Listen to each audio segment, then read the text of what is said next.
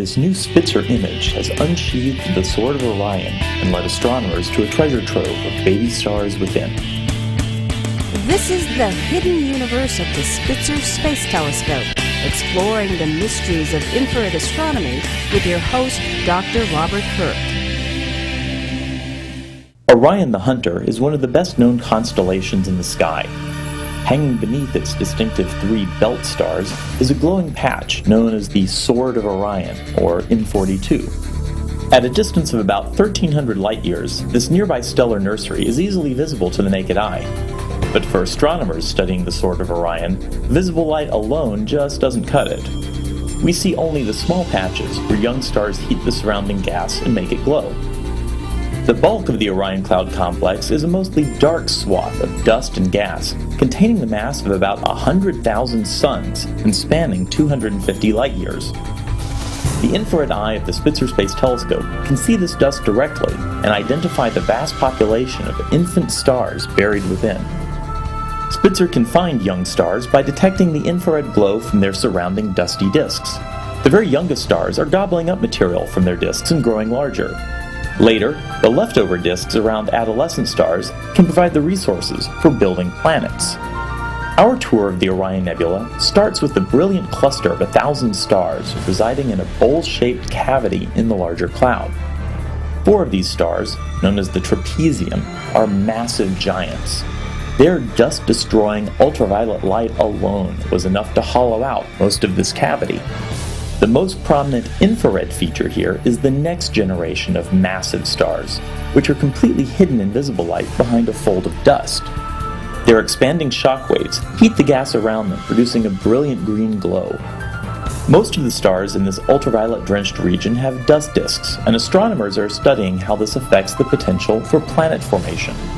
Dr. Tom McGath, the lead investigator of this project, explains.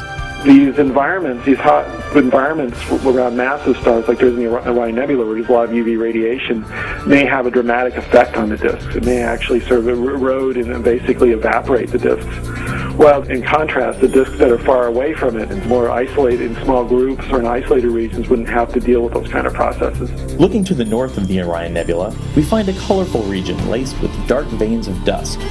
The stars here appear to be forming in an orderly progression, with older stars on the left and younger ones on the right.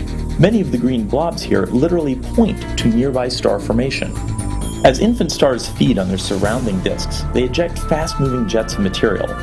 When these jets slam through distant parts of the surrounding cloud, they produce shock waves that glow green in Spitzer's vision.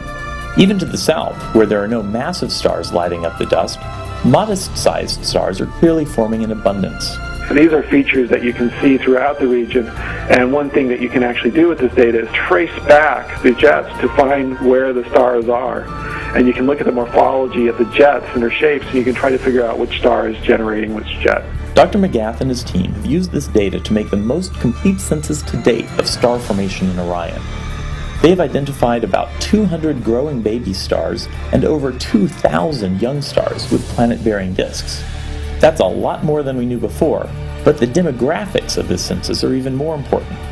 If we think of the main Orion Nebula as a large metropolis of star formation, then about 60% of the stars were born in the big city, with 15% coming from smaller towns or clusters. This leaves a surprising 25% that grew up in isolation, far more than expected. Astronomers are working to understand more about the differences between these stellar city slickers and country bumpkins. This may someday help us figure out where and how our own solar system was born.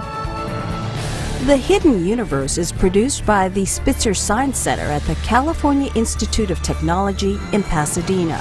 The Spitzer Space Telescope mission is managed by NASA's Jet Propulsion Laboratory.